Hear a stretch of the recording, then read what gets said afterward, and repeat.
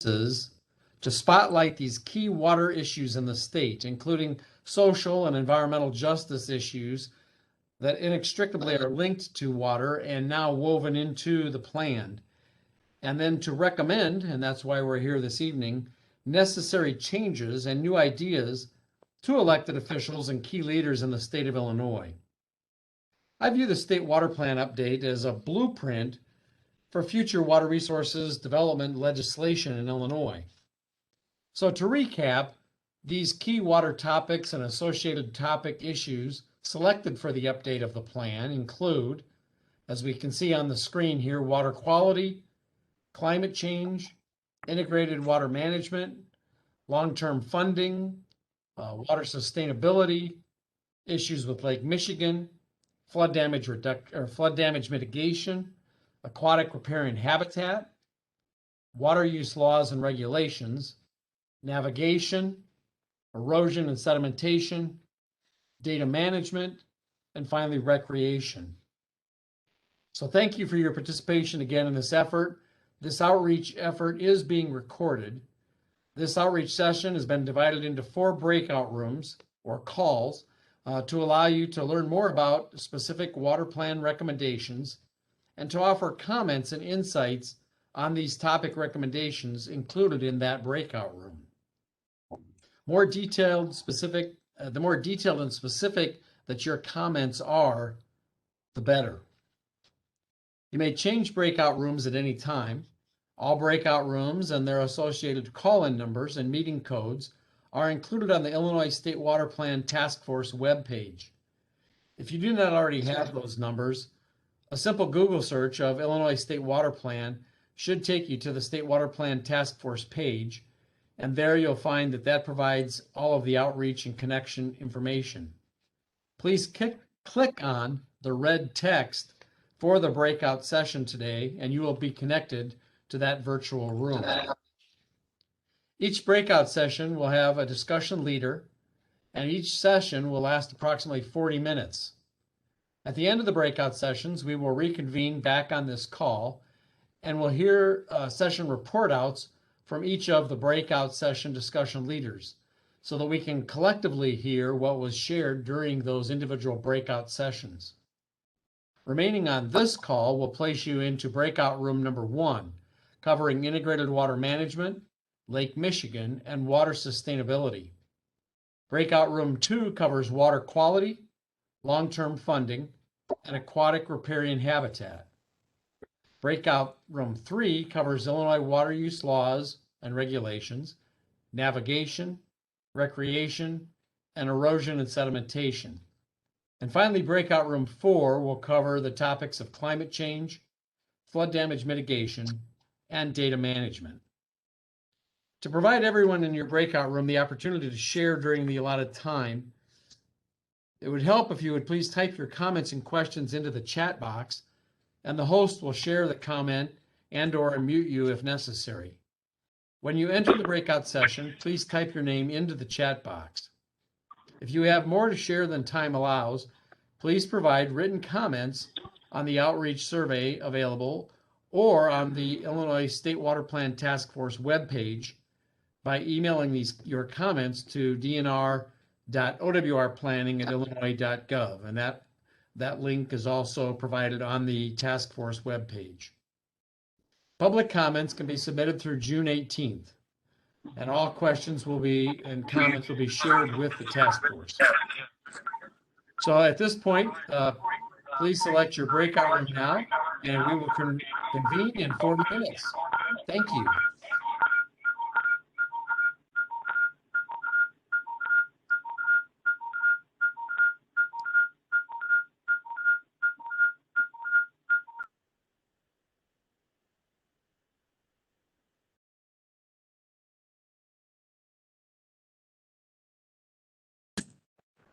We'll give everybody a couple minutes. Again, I put the link to the task force website in the chat. If you need a direct link from there, you can scroll to the public outreach session 2.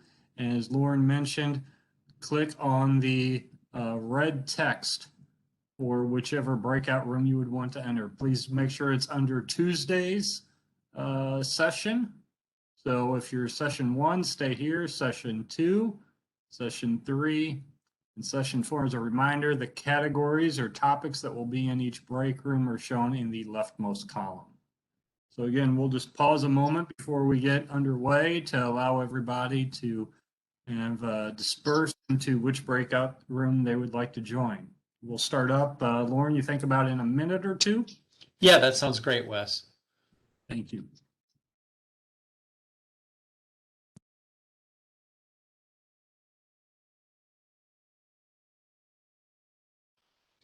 Hey, good evening, Steve. Are you on for the sediment erosion, or are you on as a participant? Oh, you're muted, Steve.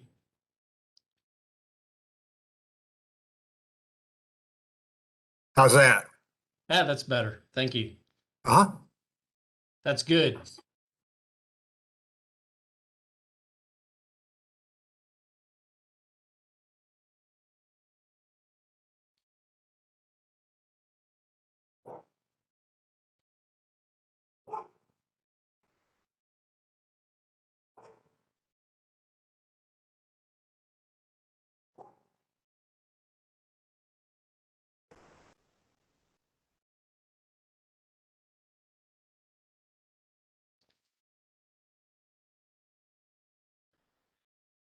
All right, Wes, I think we can probably begin.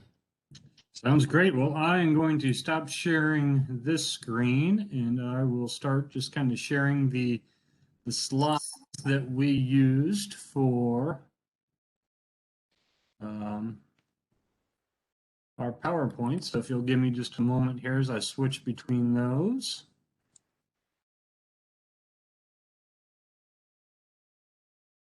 Well, and of course, the one window is interfering with the other. Let's see here if we can get this going another way. Okay, Lauren, are you seeing the PowerPoint slide? I am. All right, very good. So that should just be playing in the background for all of you who are attending. You should see the integrated water management, which is one of the 3 topics covered in this breakout session. We will be covering water sustainability and Lake Michigan issues. So I encourage you that you can either raise your hand or enter something into the chat to ask any questions or provide any comments at this time. We can go ahead and start populating that chat, or if you'd like to raise your hand as well, that's an option also. Just wait a minute to see if we have any queues for any questions. Again, if you're not looking for another topic outside of integrated water management, water sustainability, or Lake Michigan, that'd be the time to go to the State Water Plan Task Force and find the correct breakout room.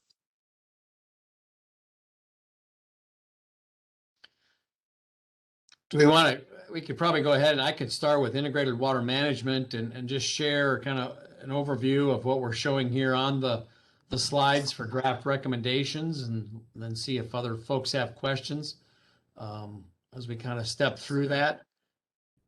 Sounds great, Lauren. Yeah, I was thinking the same thing to kind of begin the discussion. I Sure. can kind of scroll up to this. The slides are automatically scrolling, but I'll see if I can. That's fine. I just start in, really, as you're seeing, I'll start with the slide that's showing now. These recommendations include really, getting with getting with Illinois EPA, and within the DNR, we have a program that's monitoring, water use in northeastern Illinois and tracking water loss of those communities. And IEPA has the state revolving fund that's there to assist those communities in, improving their infrastructure. And so it's made a lot of sense that we would get together and collaborate to help prioritize where those state revolving funds should be spent for water supply in northeastern Illinois. And actually that collaboration has begun, but we do have that as official recommendation in the plan. What's on the slide right now, I'll jump there because this is really kind of the highlight of integrated water management, is this idea of establishing and funding an Illinois Flood Center, for lack of a better name for that right now. But it's really the idea behind this is having a common portal for water information in the state of Illinois. And so one of its key aspects would be to serve as a library of that water science-based information and technology. And the way we have this proposal drafted right now is that that would occur through the Prairie Research Institute at the University of Illinois. And the idea would include that, for example, if we have, hydrologic or hydraulic models on a given watershed. So say you want to replace a bridge in Hancock County on Sugar Creek. Well, who has that current model of that stream that you would need to use for permit applications or for design purposes? And today, for example, those models could exist at FEMA, they could exist with the county, they could exist with the Office of Water Resources, they could exist with State Water Survey, or they could be held by the consultant that developed that model. And so in this particular example, the idea would be that we would collect and have a common portal and a common location for all of those flood models, for example, that could be then utilized, and we would know that the most recent and updated version of that model is included at the Illinois Flood Center. Again, it would also serve as an education center for not only those professionals engaged daily in water resource type issues, but to help educate the public as well on many issues, from Lake Michigan water supply to stormwater discharges to urban flooding. All that kind of education can be focused based at this Illinois Flood Center. As we certainly get more into diversity, equity, and inclusion and those kinds of key aspects in our daily lives that we need to incorporate into our programs, taking that seriously means that if we're issuing public notices, for example, on a project or a permit application, should we be doing that in multiple languages? Well, rather than have the DNR or the Department of Ag or the DOT necessarily have to have staff that would cover that for each agency, why not be smart about it and have common resources that we could access through this kind of an Illinois Flood Center that would provide those services for each of the state agencies that are trying to improve their inclusion, and by offering multilingual kind of documents and notices and so forth. So that's another kind of a key aspect. We envision that the Flood Center would, help try to generate and continue and support really the State Water Task Force and all of those agencies related to water, and the collaboration and really building resiliency and whenever possible trying to create multi-purpose projects with the same state dollars to produce many benefits. And so it would help facilitate that as well. And then again, obviously being located in the University of Illinois and the PRI would be a center for research and technology and tools that could be developed. We certainly are getting into more advanced, 2 and 3D modeling of streams. For example, we're into heavy research right now in trying to address the Asian carp issue on many of Illinois waterways, and looking at acoustic technologies and electricity technologies, and how do we improve that? And that could be the hub and base for the state of Illinois on those kinds of water related research and tools that would be created. Really, to help us kick this off, we've been in discussions with other, the State Water Plan Task Force and the University of Illinois. And what we envision at this point is really to hold a symposium, perhaps later this year or early next year, as a follow-up to this recommendation, to bring the right people together to talk about what could a flood center and what should a flood center in Illinois be and look like and do. And so we're looking to to really gather some of that additional insight before we would say, well, this is what exactly the flood center would be. So this is really a key recommendation of the integrated water management prospect here to see how we can pool resources and better utilize collaboration between agencies related to water. Real quickly, some of the other recommendations that we have included in this section. Of course, we talked about the collaboration between IEPA and Water Resources on better utilizing the state revolving fund. One of the other recommendations includes reestablishing staffing and funding the local assistance program within the Illinois DNR Water Resources. This is a program that existed in the past and due to retirements and attrition and budget cuts really got put on by the wayside. But we would have really, the idea here is to have dedicated staff that would reach out to each of the communities and develop that relationship and help them with their water resource needs, whether that's flood mitigation or whether that's water supply or infrastructure needs, and help them to know what programs are available, perhaps help them with whatever applications or grant funding proposals need to be developed to utilize the state agencies and the resources we have. And so that's a recommendation under integrated water management. And then the last two come straight from our urban flood awareness report, and that was to develop consistent funding strategies across agencies. And so I'll pick on DNR. Many of our programs require a positive benefit cost ratio to get state funds, whereas perhaps DCEO can just say, well, here's $1 million, let us know how you use it. And so there's a need to have some consistent application of how we dole out state resources, particularly related to water resource issues across the state. And so that becomes a recommendation. We want to put a spotlight on that again and lift that up to leadership, that we need to, in the next 5-year focus on improving those kinds of conditions.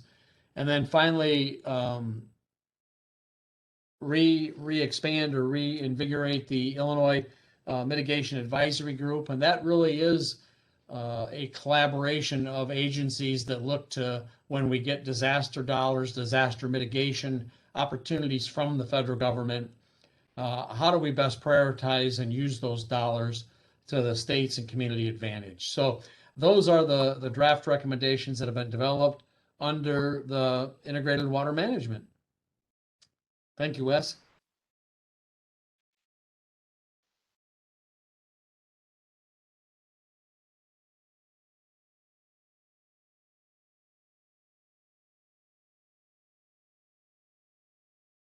Wes, did you want to go over water sustainability, or did you want me to walk through that?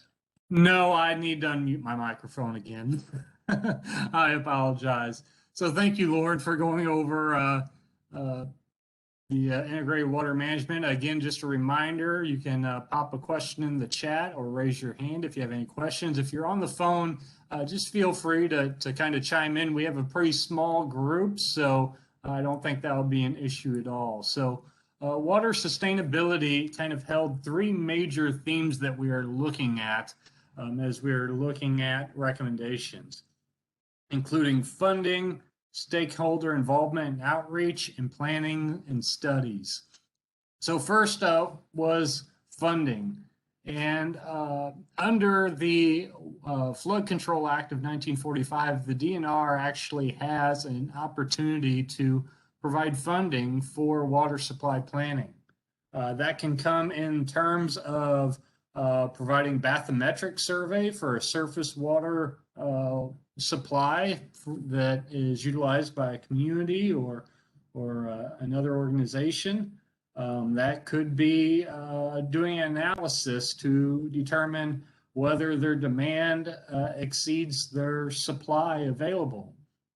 And ultimately, that can also include potentially providing funding, if available, to help with any kind of improvements or expansions to water supply if needed. And that's not something that's typically been done, as funding hasn't been allocated for that, but it's something that we could explore as we continue on. So this first dot point under funding is really prioritizing that to the vulnerable and low income communities over just any community that comes and knocks on our door. So that would be prioritizing the list and moving those communities to the top and making sure that we're reaching out and providing that assistance as needed. A second dot point kind of tied in a little bit with what Lauren talked about, and this is something that we'll be kind of finessing as we move into a final report, is considering the opportunity to expand the revolving loan fund and essentially bringing water supply quantity issues in with that a little bit more. But really, it's just getting a group together and discussing how that revolving loan could be better utilized. And I think Lauren's group has kind of mentioned that a little bit. So as we maybe move further into the report, and if these recommendations stick and want to be carried forward, I see that's something that maybe we pull a group from each topic committee and discuss how we really want to move forward with that. So we anticipate that may be the case with multiple topics where there's some common recommendations that we can kind of work together to optimize those recommendations and move forward to provide the best outcome possible. The next main focus would be on stakeholder involvement and outreach. We currently have a regional water supply planning program within the Office of Water Resources that's really focused on a grassroots or a bottom-up approach.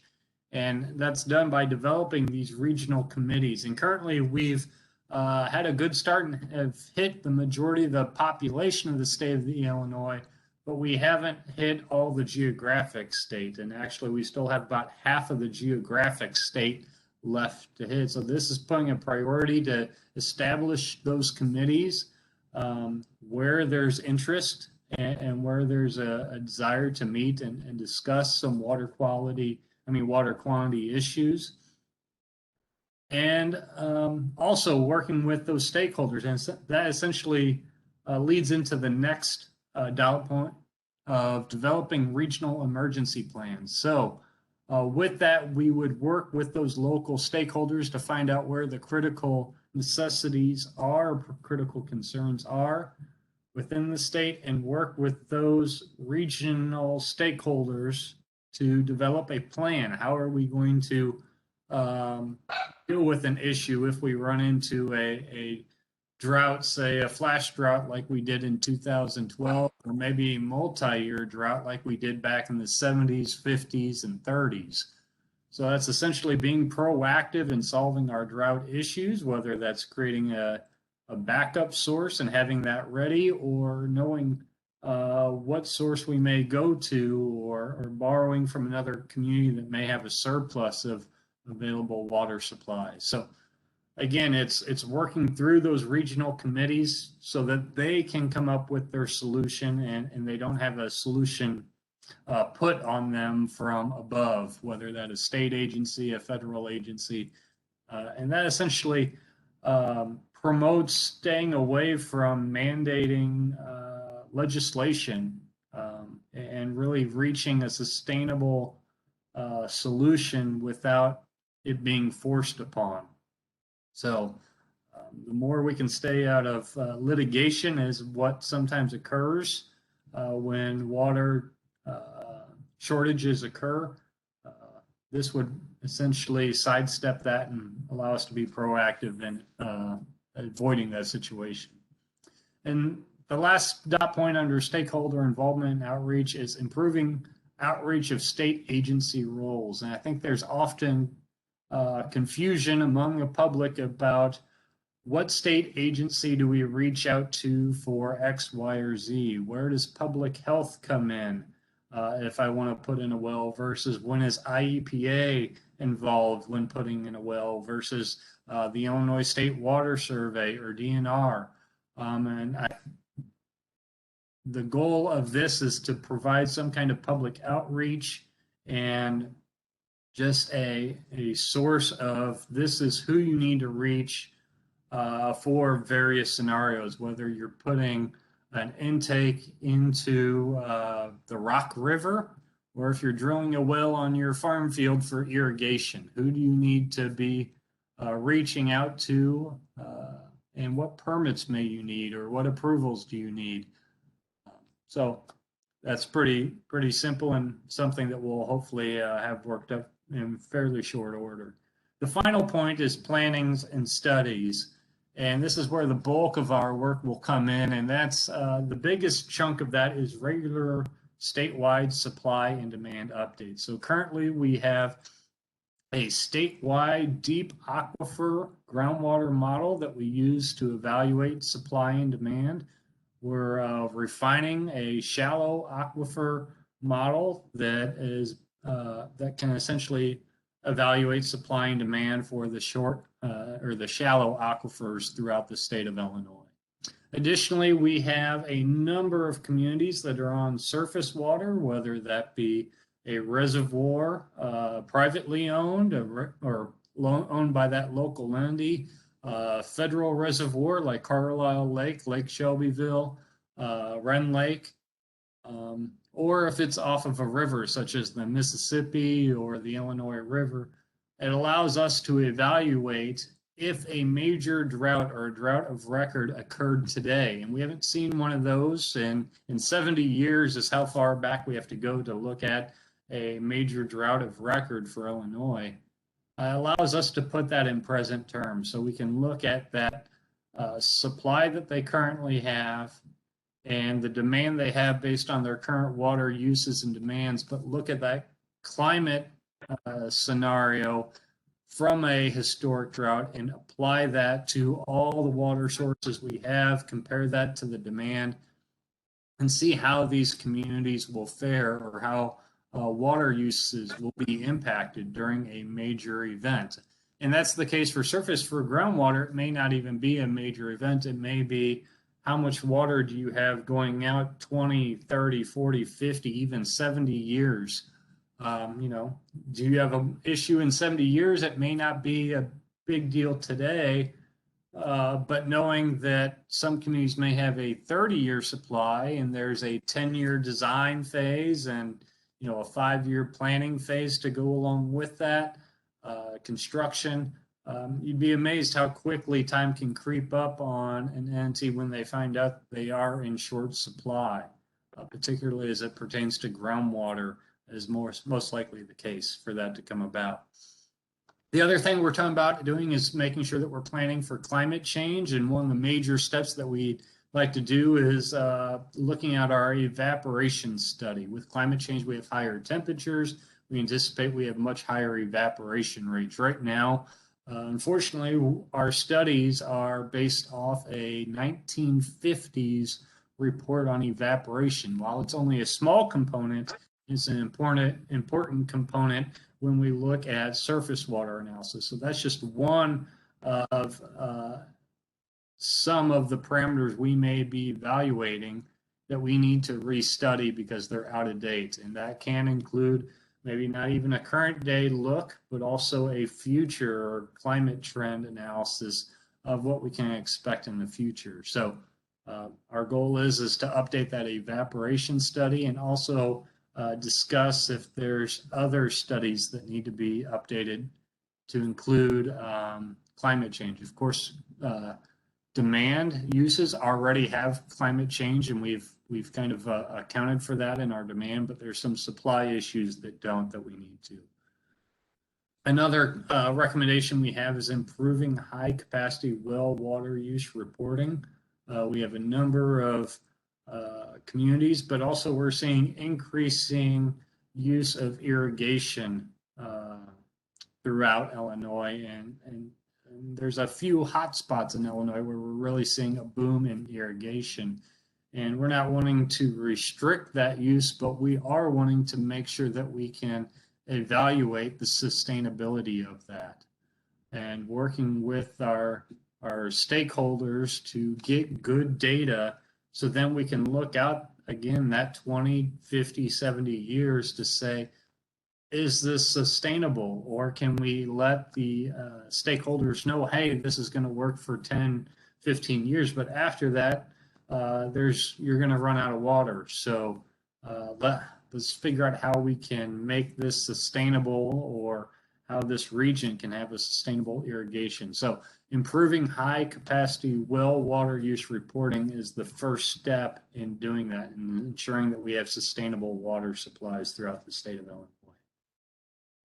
And the last comment we have is the update to the drought preparedness plan. This is a publication from the State Water Plan Task Force that essentially lists out the roles of the agencies. And what we are really wanting to do is clarify the tasks that are required, which agency is in charge of those tasks, and essentially make it more straightforward and streamlined to how do we respond to a drought as we're leading into it? How do we clearly define when we're in a drought? And how do we respond? Who responds and how? So just adding some clarity by revising that drought preparedness plan. So that is our recommendations for water sustainability. I will now turn it over for the Lake Michigan discussion. And Wes, while you're doing that, a question. Will the final recommendations in this section identify responsible parties to try and carry out these recommendations? Just like you mentioned on the drought preparedness plan, kind of identifying responsible parties. Will these draft recommendations and identify, at least initially, who should carry that out?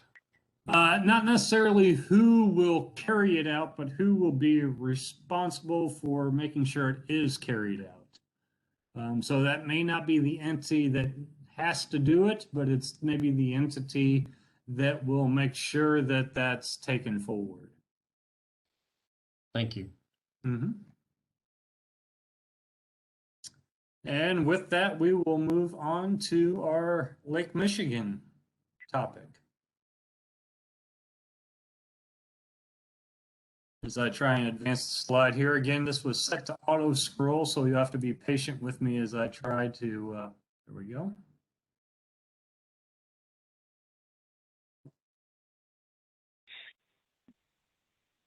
So Jim or Lauren, I'm not sure which one was covering that, but I'll leave it to you guys. Lauren, you want to take it? Lauren? Sure. You want to take it? Sure, I can, if you'd like. Thank you. Yeah, these included for Lake Michigan. Of course, Lake Michigan has many different topic areas that you can get into related to the lake. And so these hit several of those. The first was increasing our education and outreach related to the water use and water conservation, particularly in those disadvantaged and under-resourced communities.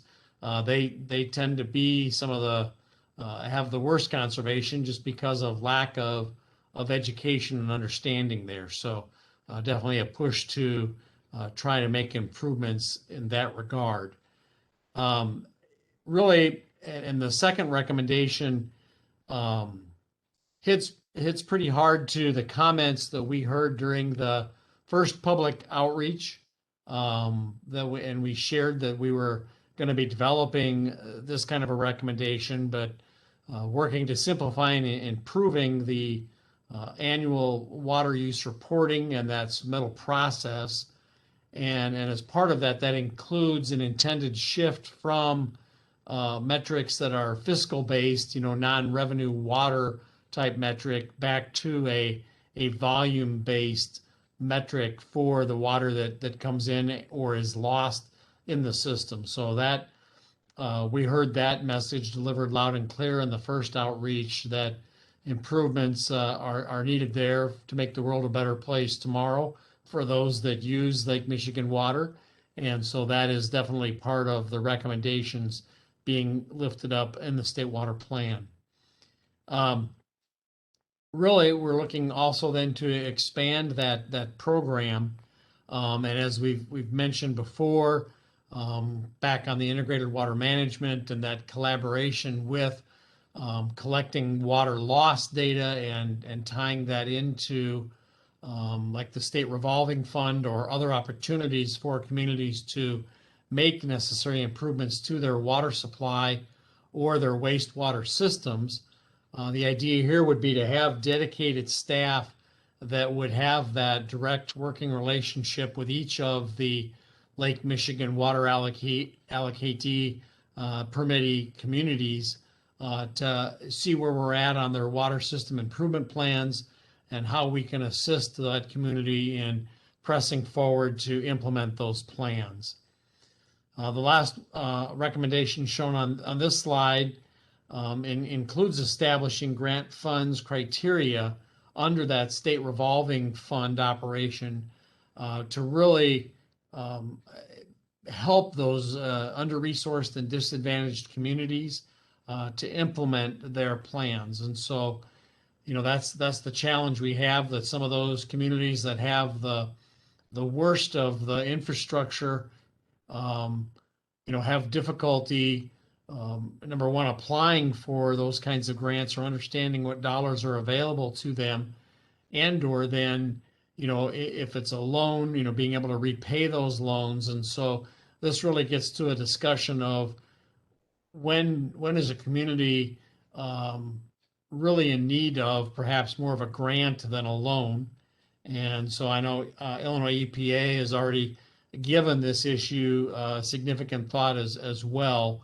And how do we establish that, you know, community X should get a grant, but yet community Y, you know, has the wherewithal that they can deal with a loan and keep a revolving loan fund program sustainable. So this is really about defining that criteria of what do we mean by a disadvantaged community, or what makes a community under-resourced versus having sufficient resources. And so that recommendation focuses on that. We can go to the next slide for that.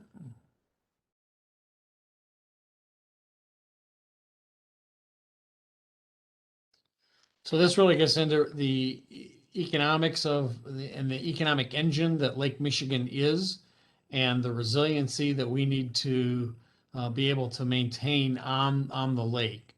And so some of that results in, you know, this collaboration effort, as the first recommendation on this slide shows, continuing to work with the Great Lakes Commission and NOAA and the Corps of Engineers and others that have a focus on trying to identify resiliency shortfalls and resiliency opportunities on the lake. The second recommendation here is really focused on tourism and ports. And this is actually an area that, at least pre-COVID, was really had a great kickstart and was off and running.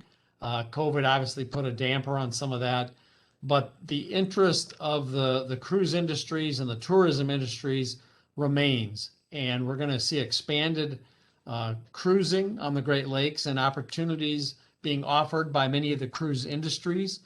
And so we need to be able to accept those changes, take advantage of those changes and opportunities at our ports in Illinois to promote tourism and promote that kind of economics in our port cities.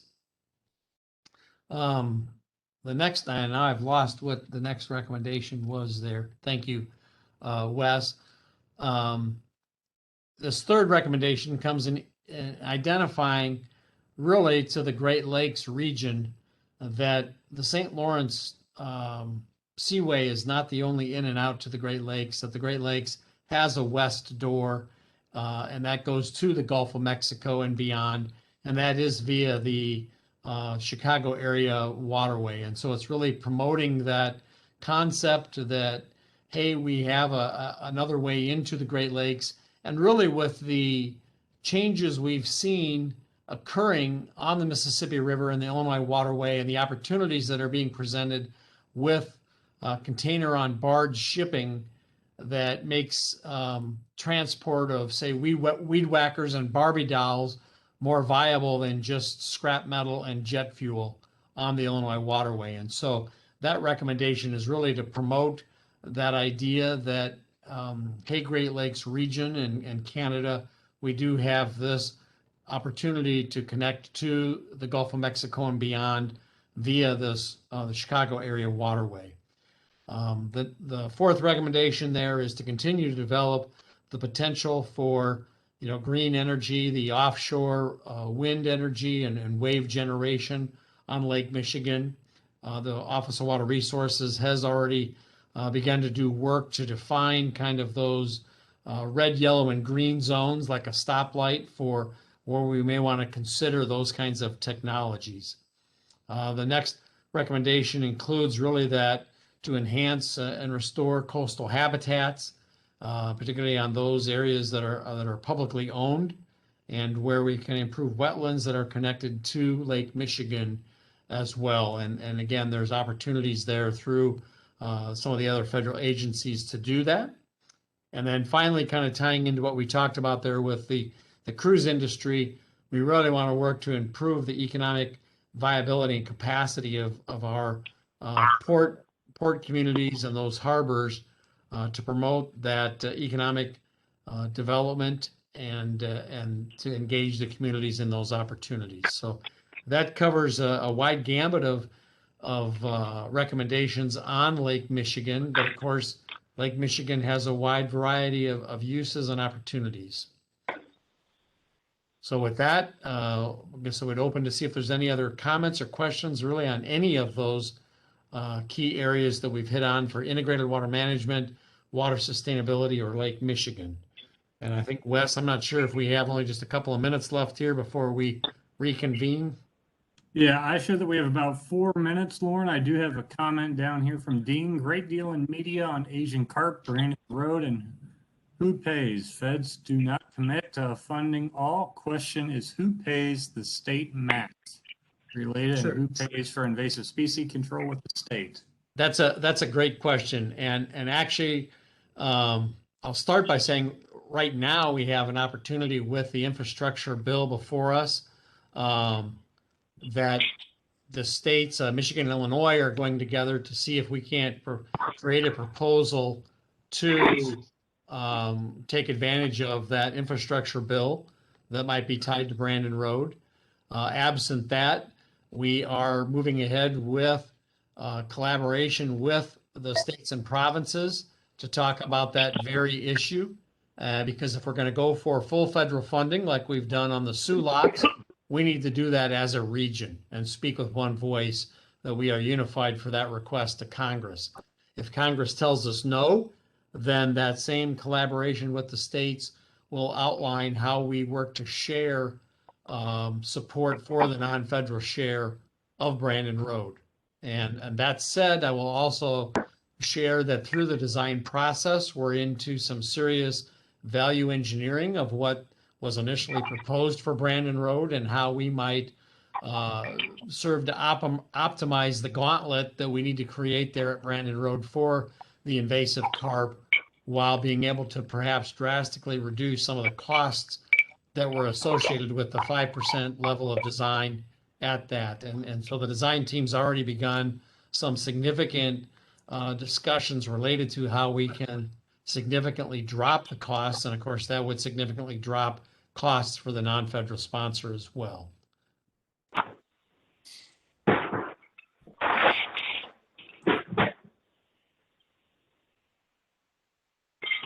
We have just a couple minutes left.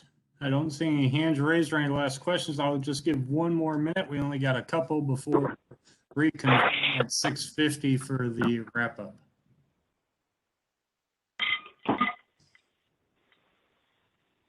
While we wait and see, I'll go ahead and switch. Got another deck of slides here that I'm going to be pulling up for the end.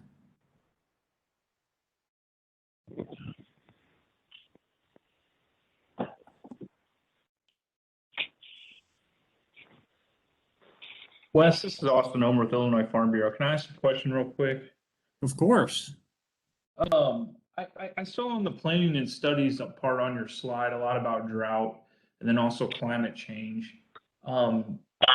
I guess is there anything in the water plan that's gonna speak towards collaboration within the state expertise? I'm thinking of like, we have a state climatologist and of course the modeling folks, which you've already mentioned tonight. Is there anything to kind of foster collaboration across those expertise to support them with any type of state funds or anything like that, to really answer some more of those questions that you highlighted in that water studies area?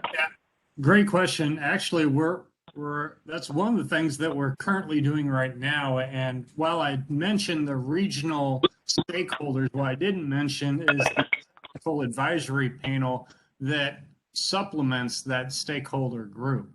So we work with Prairie Research Institute, which includes the state climatologist and hydrogeologist and surface water hydrologist and hydrologist. Sorry. So we do have that capability there. We do have that working relationship, and we continue that. And that's one of the ways that, where we mentioned the evaporation update, that would be utilizing that resource and continuing that collaboration that occurs. So I hope that answers your question. Yes, it does. I figured that was taking place. I didn't know for sure, and I'm kind of relatively new, so thank you. Of course. Yep. Thank you. Lauren, I have that we are right at our 6:50 mark, which is when we kind of discussed gathering back together. So I'll turn to you whenever you're ready. Sure. Well, thank you, Wes. Especially because we're a small group tonight. This may not take too long, but the idea, what we wanted to do here after we've come back together from our breakout sessions and our individual discussions was really just to ask each of the breakout room leads to share any comments or discussion that occurred in that room, so we have a sense of that, and that may not have been much, depending on, again, with limited participation tonight. There may not have been much more than kind of a recoup of what we have for draft recommendations. So we'll kind of go in order of the breakout rooms and see what we can share, and then I'll turn it over to Wes after that to give us some updates on how we're moving forward and schedules to wrap us up. So with that, I'm going to start with Wes in our breakout room. And go ahead, Wes. Thank you. Yeah, thank you, Lauren. And, I guess we only had a few comments. One of them kind of related to funding on Brandon Road. And then you guys likely heard them all also on how we are working with our technical advisors as it comes to drought planning and planning for water supply. Most of our breakout session was really just going over our recommendations, and I'll just give a quick summary for those who weren't able to attend. The Illinois Water or Integrated Water Management was focusing on the Illinois Flood Center, and that's kind of a number of tasks in there, but just to name a few, is kind of the keeper of data. If you're looking for certain resources or to provide technical resources, maybe some training opportunities and other things as well. So developing that Illinois Flood Center within PRI, utilizing water loss and supply systems in the Illinois, being consistent in funding through all state agencies is a big issue that has been addressed previously, but it's something that we need to continue working on. And also expanding the Illinois Mitigation Advisory Group was another comment or recommendation that we had from the water management or integrated water management topic. Within water sustainability, we had talking about prioritizing funding for vulnerable or economically struggling communities. We talked about in all three topics, actually, we talked about the revolving loan fund and how to better utilize that resource and maybe provide grants through that for communities that are struggling economically, and while keeping that revolving loan fund available for all communities. Within water supply, we also talked about outreach and developing the regional water supply committees throughout the entire state and continuing to work with them in developing emergency plans, and also providing clarity to the general public for which state agency they may need to contact, what each state agency oversees as it pertains to water. And also within water sustainability, we talked about planning and studies and having that statewide water supply versus demand analysis. In Lake Michigan, there's a lot of discussion on water allocation. Particularly, big one was switching to a volume-based monitoring or system rather than a financial analysis of the system. There's also a lot of discussion on resiliency and economics, and there's a lot of various topics that were included, whether that's tourism, marine time use, offshore wind. So just a wide variety of topics. So if you didn't catch the breakout session, there's a lot of detail that's mostly covered in that pre-recorded presentation if you haven't had a chance to see that. So that's kind of it. Like I said, we didn't have a whole lot of questions with the smaller group size. So I will go ahead and Lauren, I'll just turn it over straight to breakout group number 2, which I believe was led by Brian. Thank you. Yes, Wes, thank you. Yeah, we had a small group 2 and had a brief discussion about a number of items. Again, we discussed long-term funding, water quality, and aquatic and riparian habitats in our session. We had some discussion about finding that balance between a document that's just too broad, that you can't identify specific action items, but then too specific that doesn't allow any flexibility, and try to thread that needle and figure out exactly where that is in a document this size. So that was just some general discussion topic there. We talked a little bit about incentive programs, specifically in the aquatic and riparian habitat subtopic there, and the difference between or the benefits of incentive programs versus education and outreach program, and kind of using both of those to reach the goals within that subtopic. And we had a brief discussion a little bit about funding, specifically with the Mahomet Aquifer Committee funding and where that funding might come from and what the structure of that committee looked like. That was all. All right, thank you. Thank you, Brian. Next, we'll go to the third breakout room, which I believe was being led by Steve Altman. Well, yeah, we had a good discussion. We had 2 visitors. We had Gary Clark, who I've talked to quite a bit, and then we had another that came in and wanted to know about cementation and erosion, which Brian is not on the call tonight, so we captured the questions that she had. We did discuss our topic areas. BJ Murray discussed what they were doing on the navigation side with the marine transportation plan. Brennan Caputo, working on the recreation, talked about the recommendations they have with improving access, dealing with Asian carp, and then recreational awareness and safety awareness within the recreation group. Within the rules and regulations topic, which I'm the lead of, we're really kind of trimmed back what we've done as far as looking for specific laws, but mainly looking at a process.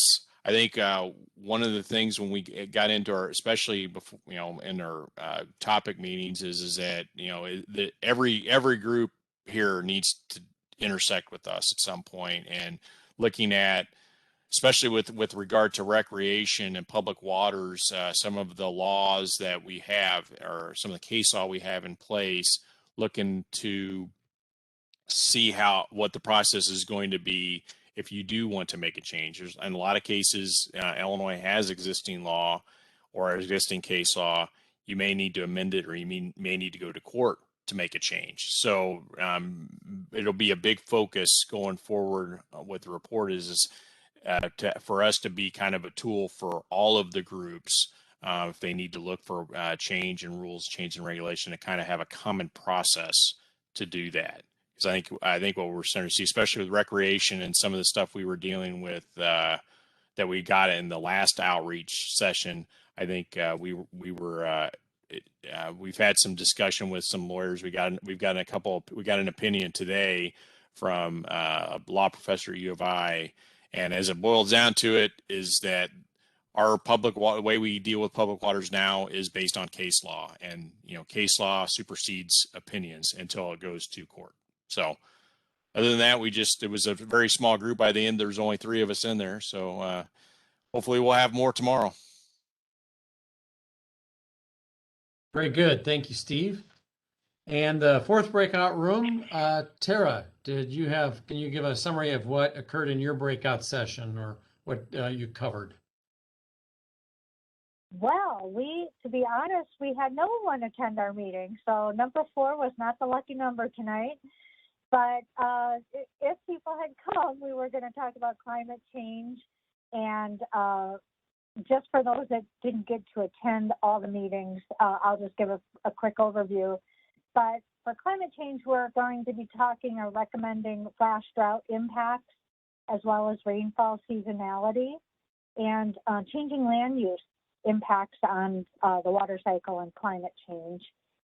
And they're also looking at dividing their recommendations with agricultural, urban, and then extreme weather focus. And then our section also covered flood damage mitigation, and we looked at some hazard identification improvements or recommendations, talking about how to deal with long-term precipitation changes, how to best update outdated models, and to develop some new material that can be done a little faster than the current process for some of that modeling. We also looked at some new flood hazard and prediction tools, and in general, like a lot of the groups, talking about equity and how to focus on the areas that need both funding and making sure the areas that need or that are vulnerable get the help they need. And then in terms of mitigation of flood hazards, we wanted to, as always, provide upgrades to any existing infrastructure, or if we need some new flood protection projects. And then again, to focus on socioeconomically disadvantaged areas. And then we also want to focus on some natural systems, look at watershed level improvements, as well as providing the right guidance that might be needed from some communities that might need help applying for some of those grants and funding sources. And then in the future, because we might talk about some long-term improvements as well for flooding, we want to work with counties and municipalities to include flood protection on some of their action plans, and that will help perhaps get funding approved a little faster. And then in terms of mitigation, we would like to have a prioritized database of existing infrastructure and also provide incentives to communities to use alternative and green infrastructure improvements.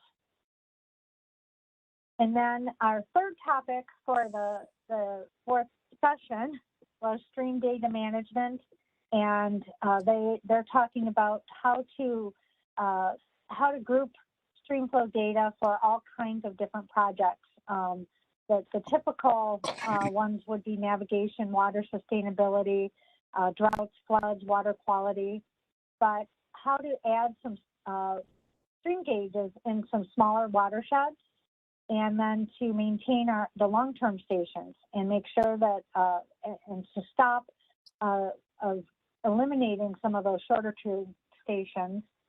And then they are also focusing on a working group to evaluate the current data and to assess future needs, especially with vulnerable communities. So that's all we had, and we hope to have some further discussion and input on the next 2 meetings. Well, thank you, Tara. And you were talking there at the end about the USGS and the gauging and so forth.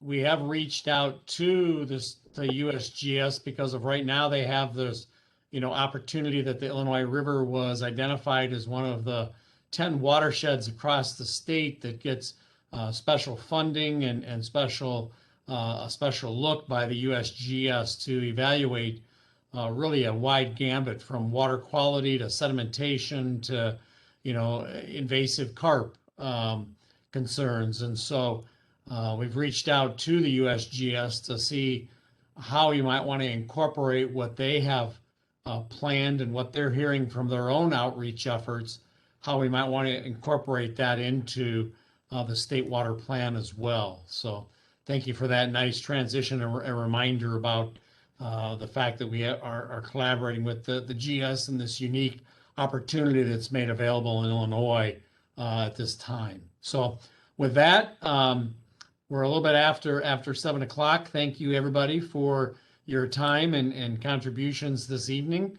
I'm going to turn it over to Wes Couture to hit quickly on the remaining schedule and opportunities to still provide comments via email or the survey, and then we'll call it a night. So Wes, I turn it over to you. Thank you.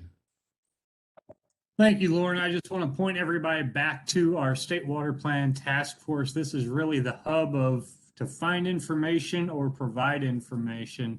Again, I think there's a question about accessing the slideshows for the breakouts. I know our group just pulled slides from the main presentation, and if you're looking for that, there's a link here for the actual full presentation.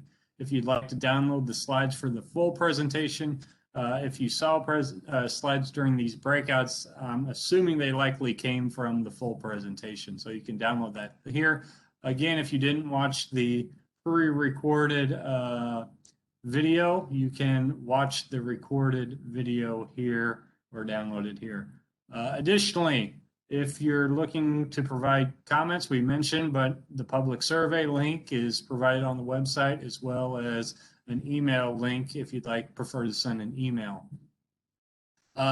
This table will be updated with the recording of these breakout sessions. So we hopefully got a recording of all the breakouts, and this will be updated likely early next week with all the recorded information. So if you'd like to go back and view what some of the other breakout rooms discussed, it'll be filled out in this location here. Further down, and this is a great place to come back and check, we have our remaining schedule. I just wanted to go over this briefly. You can see that the public closing, or the close to the public comments period for the recommendations is June 18th. So please provide your feedback via the survey or email by June 18th. And then by the end of August, we'll be looking to finalize the recommendations. Once we get those finalized, we'll be going to compiling the report. We'll have one final public outreach event. It will only be a single night, but that will be in late November, with the anticipated publication of the report at the end of the calendar year.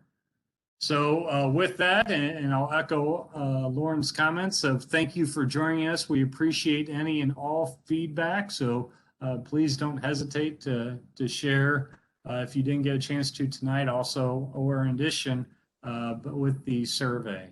So with that, we'll be holding another public outreach, just exactly similar to this evening's, tomorrow at 2 p.m. If you're so inquired or want to share the word, please pass that along, and it'll be identical format as tonight. So with that, we'll be signing off and saying thank you. Good night, and thank you, everybody. Thank you. Bye-bye. Good night.